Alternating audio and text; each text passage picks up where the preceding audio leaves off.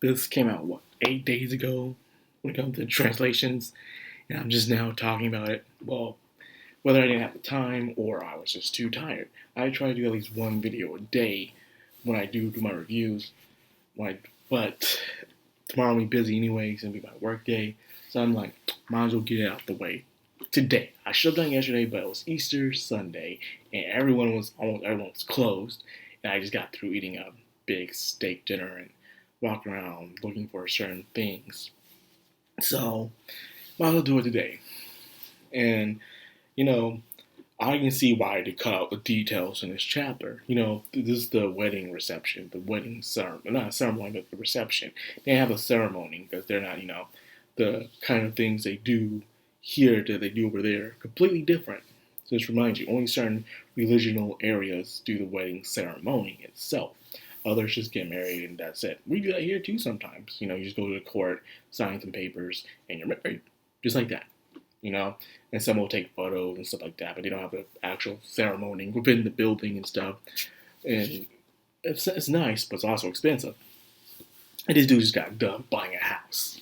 Now, speaking of the house, there was actually a part in the chapter I actually did enjoy was with the dwarf that came in to actually help make renovations to the house, which is pretty much a mansion. And it was telling it through his perspective and seeing how Rudius and Sophie were all flirting and stuff like that. And he was showing how he, rearranged certain areas of the house and fixed it up and add things on and took things out. I really did enjoy the details of how the dwarfs did it. It would be nice they have that, but I guess they're really cutting off the parts that are not too important to the plot. Like, did we really need this? It would have been nice to have. Hopefully, it could be a point 0.5 chapter, but highly doubt that. It would be nice, but highly doubt it. So, and there's also the scene where he was teaching Selfie how to do an actual bath. It's really not a lot of people actually have bathtubs. They may have the little pod where you heat up the water and stuff like that. You boil the water and you pour it in there. But this is different. It's an actual bathtub that not even nobles have themselves. This is a very old time of living, that is to say. So anyways, and there's also some very lewd scenes within those chapters as well that they cut out as well. Season 2, don't fail me. Please, Season 2, do not fail me. I need my good details. Hopefully, Mushoku Tensei Season 2 will add on those details that they cut out here in the manga. And they went straight into the wedding reception, which is, they made the food and they invite all their close friends over and stuff like that.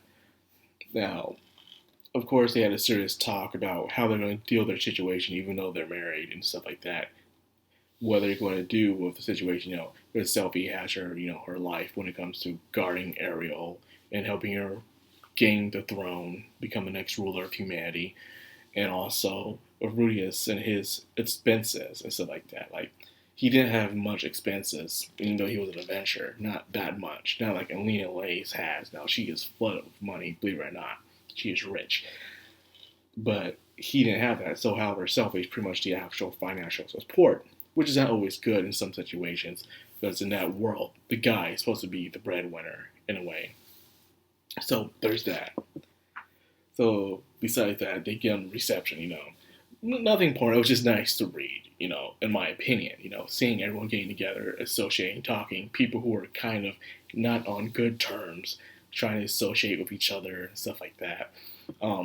Even Nahoshi shows up and stuff, and she was an interesting thing, but potato chips. I guess because they don't have good, well-seasoned food in that world, Nahoshi doesn't really like. But you have to understand that Nahoshi does not like this world. She can't stand it. That's why she put her influence of her world onto it, to make things feel better at home, showing how much it sucks to her. Because the food itself is highly unsalted, seasoned. We black people love our seasoned food, baby. I mean, it's just chicken. Not only is chicken dry, but this chicken has no salt or nothing on it, man. It's just chicken. Chicken. It looks nice, but tastes terrible. But yeah, I can see that coming through. But after seeing things, just a little side talk here. After seeing the thing through Nanahoshi, I believe Nanahoshi is the most realistic isekai protagonist ever. You haven't noticed in most isekais, for some reason, they get isekai into a medieval time of living where there's no technology, no advances. It was very, well, not say boring, but people had to work hard. For some reason, they have such a wonderful life. They didn't have good plumbing, by the way. They didn't have good toilets and all that stuff. But for some reason, in these animes, they make it like it's such a wonderful time to live because you have powers. But even with powers, things still sucked. Still suck. So they love to bring their Japanese culture. Like maybe medieval time would be better if we brought in Japanese culture. Not right. Really, it's just it always rubbed me the wrong way. Where Japan was so obsessed of going to the medieval times and just doing whatever. I don't want to be no time. No time sucked. People died off the bat. Assassinations attempts. People could get away with crime so easily, and there was no actual police. There were the guards, the knights, but that was it. That's only if there were strict orders to do it themselves.